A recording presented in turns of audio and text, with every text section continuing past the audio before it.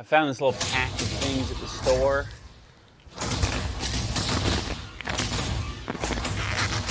I'm testing my skills to see if I have what it takes to be the next mukbanger. To all my corn heads out there, if you don't eat corn on the cob like this, you're not a real corn head.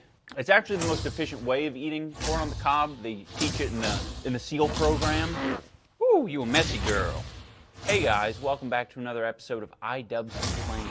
At no point in my life have I ever been excited to answer the question, what type of music do you listen to, or who's your favorite artist, or anything like that, because 90% of the time it's followed by some kind of answer. Either silence, or I'm sorry, I don't know who that is, or Shakira? Wait. You listen to Shakira? Like just Shakira? What the fuck? I asked him what his favorite artist was and he immediately said Shakira. No, seriously though, I think he's gay. It's never really been a positive experience for me. It's either neutral or negative. Like it's never like, oh, thank goodness that I inquired about your musical taste because now we're gonna go to a bunch of concerts together. It hasn't happened for me. I'm sure it happens, but it hasn't happened for me. It's me. Ian. Yeah, I've been watching a lot of TikTok. Who the hell said 30-year-olds couldn't be thick? Thick. Now, if you haven't had this experience, or you don't have this same problem that I have, I guess I envy you because I'm sure it has led to a lot more comfortable social interactions. There are going to be people out there with the attitude of, I don't give a shit what people think about my music. I'm going to take the aux cord, and I'm going to be playing my shit. My mom's a musician, my dad's a musical artist, I live and breathe music. If you're afraid to talk about your music, what are you afraid about? Seriously, what are you so afraid of? You scared that my superior intellect is going to tell you that that's not good shit? And I'm going to recommend you a bunch of shit that you don't like? If you're afraid of it, it might happen. You might will it into existence if I talk to you. It really is great if you're able to view music as like a water cooler topic. I've just never been that way about it. And I think it's just good to let other people know that that's the case. Now I was questioning whether or not this is a me thing, and it is obviously a little bit of a me thing, but you know, there's a reason that people, when asked the question, what type of music do you listen to? A lot of people will go with, oh, I listen to everything. What kind of music do you like? I like all kinds of music. Too diverse. I love so many different artists. I like everything. I don't listen to anything. Oh, just whatever's on the radio. Or, the classic, I listen to pretty much everything except country and rap. That's the box you can put me in. Country here, rap here, I'm right here. I do wish that, you know, it wasn't as socially awkward and shitty to explain your favorite songs and artists, but it's equivalent to sharing a dream. You know, if someone doesn't know what the dream was like and you can't, you know, summarize it in less than a second, it's awful to listen to. It's awful to hear someone say, you know, oh yeah, my favorite band is Captain Greg and the Moon Monkeys. They have a few famous songs, Sugar Rush, Wet Panties, Walking on Stilts. Have you ever heard any of these?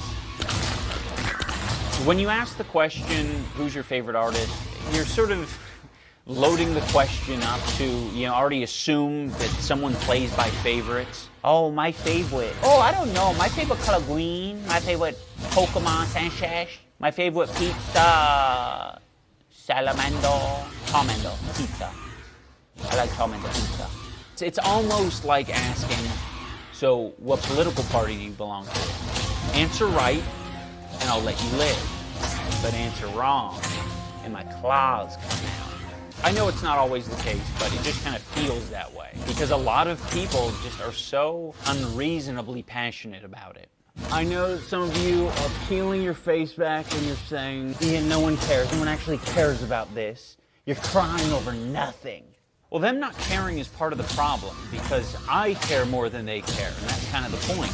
I don't even understand why I like a certain artist or a certain song. When I, you know, give that up, I'm sort of making myself a little bit vulnerable and telling you, I like this, and, you know, there's not really any rhyme or reason to it other than, you know, maybe I got sucked at one point to the beat of the song, and maybe that's the reason I like it. I have no clue.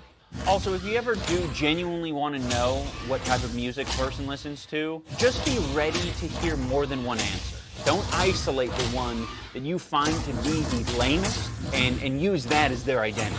Oh, Nickelback. Interesting. I'm going to try to speak for the more private, insecure music listeners, and I think the logic is I don't want to share my musical taste with you because it is not going to, I'm not going to get anything out of it. I enjoy this music so much, I don't want to risk you influencing me in any way or you giving me your opinion.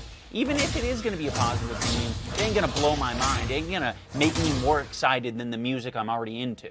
So keep it to yourself. Before I go, I want to address the mustache, because this is something that's been a hot topic for a while. It seems like half of you think it's the most repulsive thing on the planet, and then the other half of you are like, oh, yeah, it doesn't seem too bad to me. I want to know what it is once and for all. And to help you guys make your decision, I want you to look at this face right now, and I want you to look at the face when I'm done shaving it. So I know right now you're getting the weird daddy baby face effect, where dad shaves his mustache or beard off and it's just fucking repulsive. It's like, bring it back, bring facial hair back. Just know that it's like the shock of change, okay? It's not actually real. Look at them objectively, people. If you guys are anything like me, you're sick of these aftermarket, third-party, garbage earbuds. I've been using these for the past 3 months, and they sound like beans.